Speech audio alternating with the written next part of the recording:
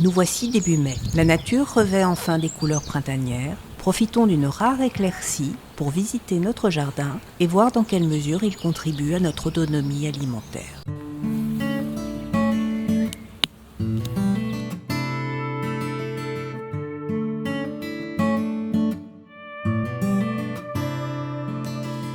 Notre précédente vidéo remonte à la fin mars. Vous pourrez la visionner pour évaluer l'évolution. Depuis, dans la serre, à l'est, nous avons récolté les navets et l'essentiel de la roquette et transplanté des jeunes plants à la plaque. Nous avons consommé les endives et sorti les 2 bacs qui se trouvaient à l'ouest de la serre et qui contiennent maintenant des carottes et des panais. Les ceps de vigne plantés aux 4 coins de la serre portent des grappes qui commencent à se déployer et sur lesquelles on aperçoit les grains de raisin. Dans un pot, les premières courgettes devraient être disponibles la semaine prochaine. À côté, la Christophine se développe bien. Nous avons planté au sol une ligne de 10 pieds de tomates de différentes variétés et parallèlement, le long de la paroi, une ligne de pommes de terre à manger en primeur. Les bacs suspendus comportent peu de fraises, mais c'est parce que nous en avons déjà récolté 2 fois. Nous avons également mangé nos premiers radis, des feuilles de différentes salades et des fèves. Nous pourrons bientôt en cueillir de nouveaux et un peu plus tard des choux puisqu'ils commencent à pommer et beaucoup plus tard des haricots verts. Le bac des aromatiques comporte un grand choix de variétés.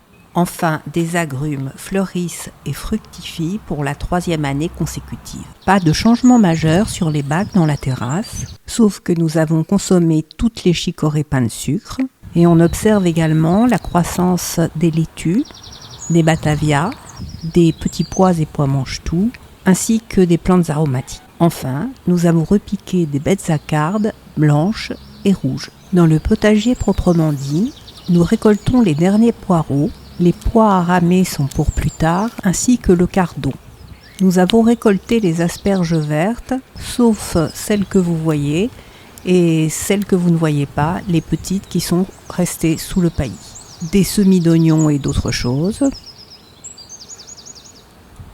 Les patates douces, des choux de Milan, des œilletons d'artichaut prélevés cette année, des laitues, choux rouges et betteraves, des os, des échalotes et différentes sortes d'oignons. Les plants de pommes de terre se feraient un chemin à travers les trous de la bâche d'ensilage, tout comme les semis de courges. La rhubarbe, déjà mise à contribution, se prépare à nous offrir un 2e dessert. Nous avons consommé l'essentiel de notre mâche et laissons le reste monter à fleur afin de récolter les graines. Nous avons également terminé les panais, le chou kale, la betterave et le chénopode. Pour nos desserts, nous plaçons nos espoirs dans un nombre croissant de fruitiers et de petits fruitiers, pourvu qu'ils tiennent leurs promesses. Dans le biofiltre du système aquaponique, laitues et batavia ont remplacé les pains de sucre qui ont tous été consommés.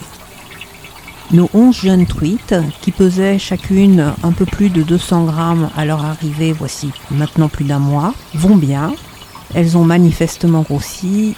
Il faut dire qu'elles apprécient la nourriture. Nous allons attendre un peu avant de recommencer à pêcher. Depuis la fin du premier lot, nous consommons des truites aquaponiques fumées par un voisin et ami. Passons enfin à la basse-cour. Actuellement, chaque jour, nos poules nous offrent plus d'œufs que nous ne sommes en mesure d'en consommer. Nos poules pékins adorent couver et s'occuper des petits poussins. Nous leur confions des œufs de grosses poules.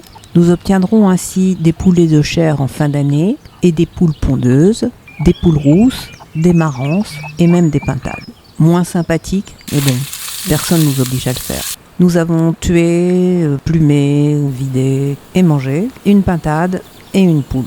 Nous avons vu dans une précédente vidéo qu'en hiver, le potager nous apportait de nombreux légumes frais. Mais pour rester autonome en début de printemps, il convient de prévoir des réserves sur les récoltes d'été et d'automne afin de compléter nos menus, car les légumes primeurs sont trop peu nombreux actuellement pour assurer notre subsistance au quotidien.